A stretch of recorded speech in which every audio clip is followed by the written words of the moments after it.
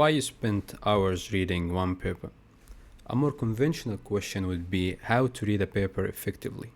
In this video, I will share with you the scientific answer and my experience.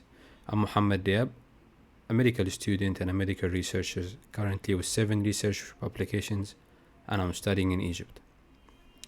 So, a couple of days ago, I was reading a review article about intracranial hemorrhage by a doctor named Dr. Andrew Nadick.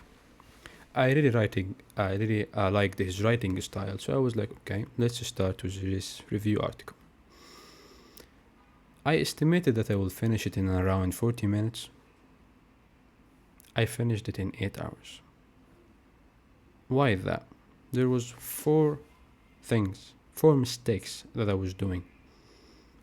First thing is, every reference Dr. Andrew mentions, I will open in a new tab and then get it to my second screen. I'll be like, okay, let's just read in it just for a few minutes.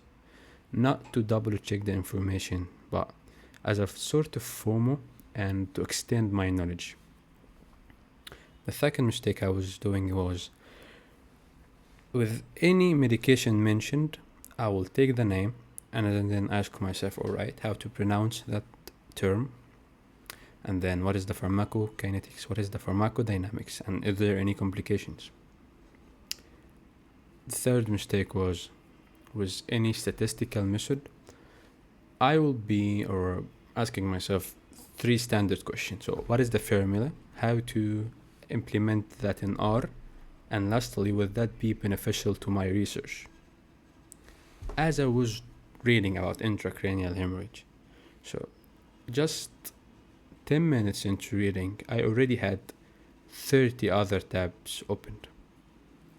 And the last problem, which may sound trivial, was I was highlighting as I was reading. These 4 mistakes got me to finish what was supposed to be 40 minutes into 8 hours. Why? Because I was doing the job of 3 people at the same time: a physician, a pharmacologist, and a biostatistician.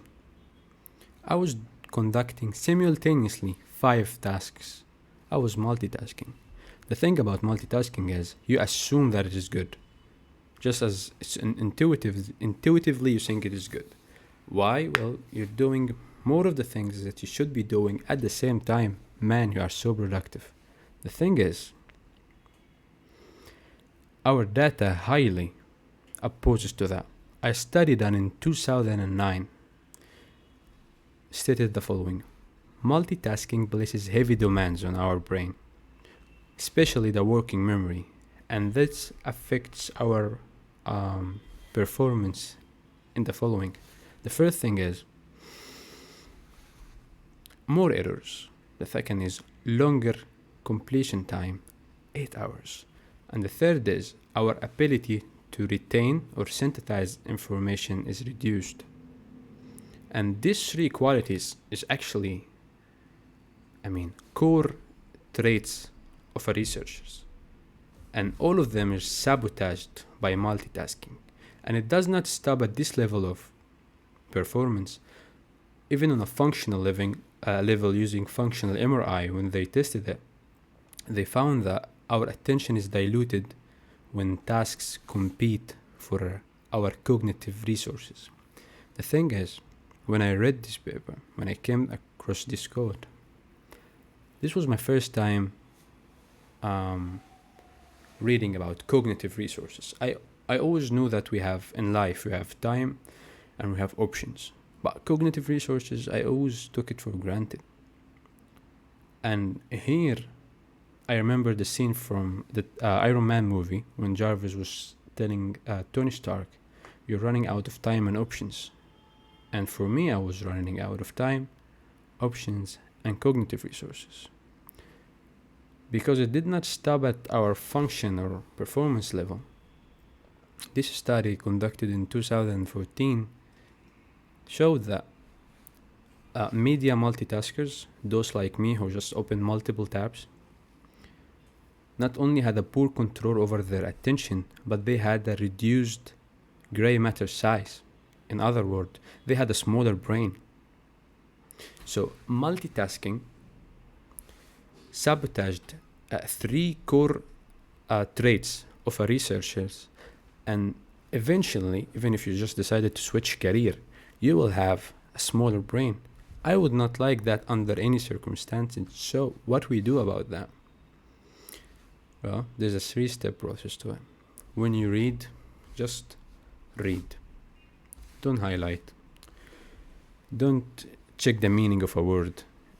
Don't find the definition of a jargon of a fancy medical term. When you read, just read.